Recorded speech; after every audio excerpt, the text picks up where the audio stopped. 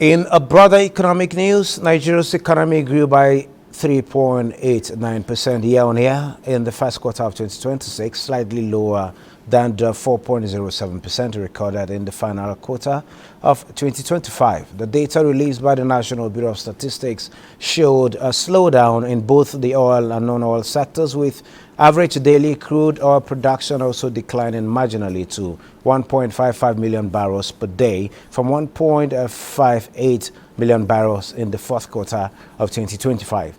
In nominal terms, aggregate GDP at basic prices rose to 110.79 trillion naira in first quarter 2026 from 94.05 trillion naira in the first quarter of 2025, representing a nominal year-on-year growth of 17.79%, although growth has improved from 3.38% in 2024 to 3.87% in 2025.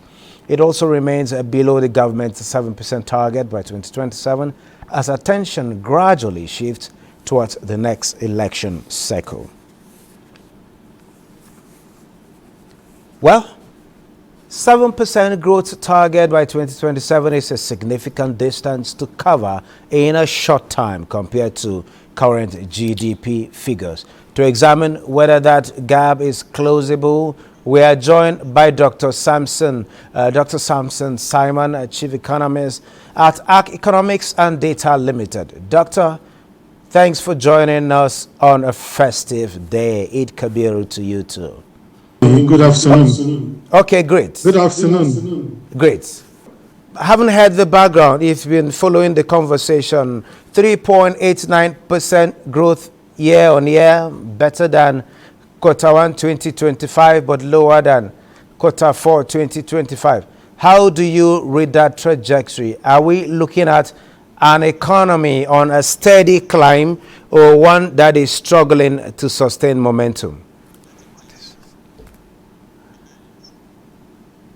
Well, I think the economy is expanding, which should be good news to any patriotic Nigerian, knowing that the economy is growing.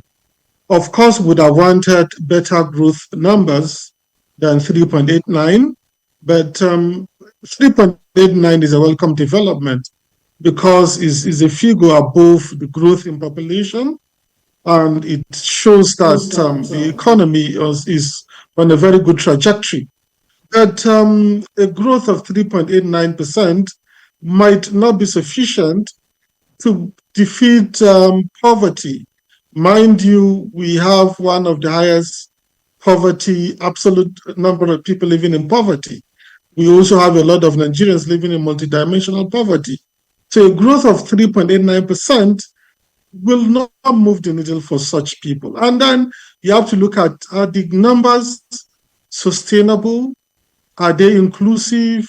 Will they actually lead to development? Because growth in itself does not suffice for development. So there are a lot of questions that this growth might not really answer or might not really deliver on the desired results. But I think it's good that we're even doing 3.89%. It's below Q4 numbers, but it's above Q1 numbers of 2025. So I think progress is being made. We're not there yet. It's not yet a hoodoo, of course, but the numbers are not bad. And I think we should be grateful for such numbers. What we need to do is just to redouble our efforts to see if the numbers can improve.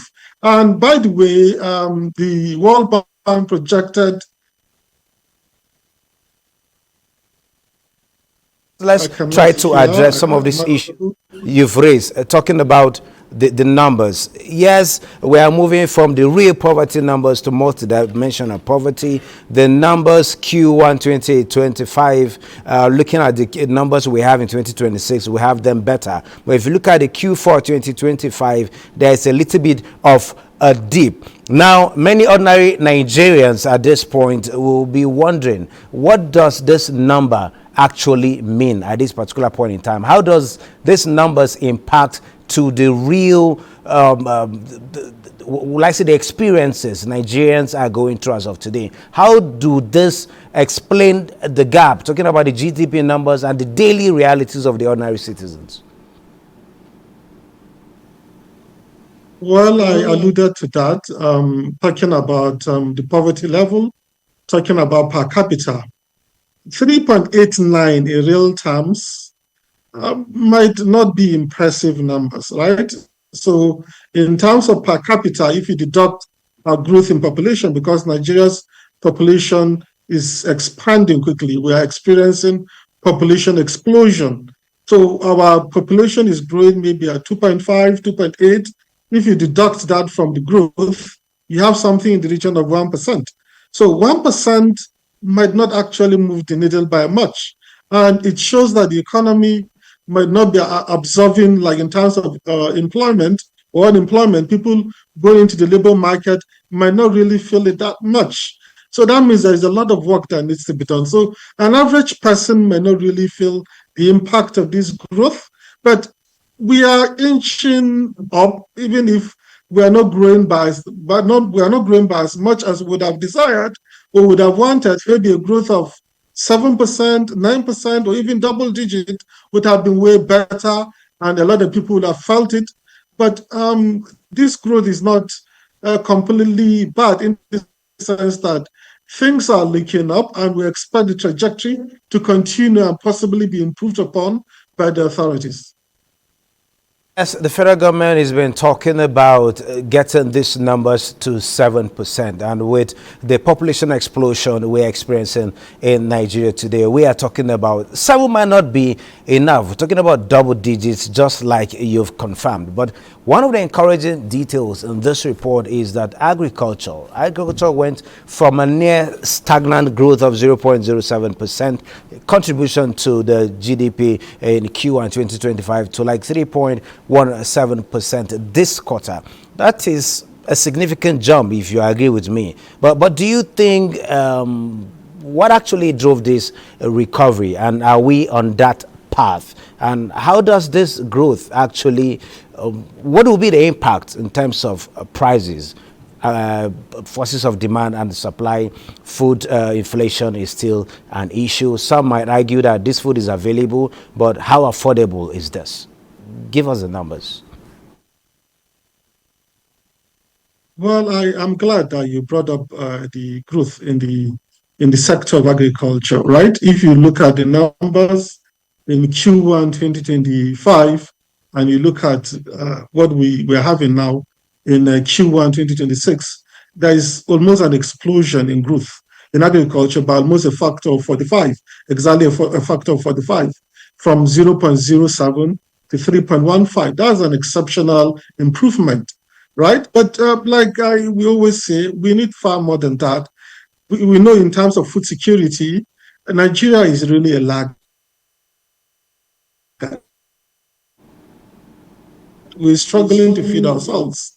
So even though there's an expansion of 3, in fact, impressively better than it was in the first quarter of last year, it's still not enough. We just discussed about food, the cost of healthy diet in Nigeria. Nigerians are struggling to afford healthy diet. So there's still a lot of work that needs to be done. Agriculture might be looking up, it might be improving, but there's still a lot of work. We're still embarking on primitive agriculture using hoes and cutlasses to feed 240 million people is definitely not enough. We need to mechanize. But even the most important thing to be done is about insecurity. We need to tackle insecurity. If insecurity can be tackled, sadly, I'm not the way we are going about it is not really impressive. We're doing. I know the government is embarking on a lot of things. They're trying to fix it. They have shown their determination, but sadly, the results are not good. If we be honest, the results are not good. So we need to tackle that first, and then we need to mechanize agriculture, and we need to make inputs affordable and improved. Okay, yeah, still talking about the numbers, though you said for us to experience more growth in agriculture, the security challenge needs to be tackled. While you also alluded to the fact that the impact is not being felt as it should. Well, We are still patient, and security, they will tell you, is everyone's business. So while we watch on that, let's look at the services sector, especially telecoms and financial services. Now, make up more than like 57% of our real GDP. While these corporate sectors are booming, the fact is that they are not massive employers of labor, which means Nigeria might be experiencing a type of jobless growth. If you agree with me, what is the way out? Yes, you started mentioning it, but in the real practical terms, as someone who is on the field and in the private sector, what do you think the government should be looking out for more to get the impact, the desired impact we need? While the current growth being experienced, the growth of 3.89% in the first quarter of this year is services-led. Services-led growth is beyond the headline. We're talking about more than 4%, which is impressive. And even within the services, the non-oil sector contributed more than the headline at 3.94. So it's gladdening to know that services are expanding. If you look at the most sophisticated economies around the world, they're basically led by services. So it means our economy is becoming more sophisticated, is becoming more diversified. And if you look at it, the contribution of agriculture to GDP is reducing. It might not have reduced by much, but for any economy that is maturing, or for any economy that is becoming more sophisticated, the contribution of agriculture to the entire GDP, it becomes smaller, and agriculture has also reduced by a little bit. It means our economy is becoming more sophisticated. But like you rightly mentioned, the services in Nigeria are not big enough in terms of employment. So people are still struggling to be employed. And a sector like agriculture would have been a better employer of labor, and is not giving the results that would have been desired by Nigerians. But it's good that services are expanding. Ultimately, it will trickle down. I know it takes patience for you to wait, but if you can acquire the skills that will be needed. By the way, some companies in Nigeria, I think including Dangote, are complaining that many Nigerians do not have the services, the skills that they need. So if you want to make the most of this expansion in the service sector, then you must have the requisite skills. It's not just about acquiring degrees. Acquiring degrees is good, but you need to have all the skills that will be needed, like data analytics and AI fluency and so on, so that you make the most of this expansion. If not, it will just pass you by and you will not benefit from the expansion. Very much, Dr. Samson Simon, for your contributions at this time. Thank you. Great.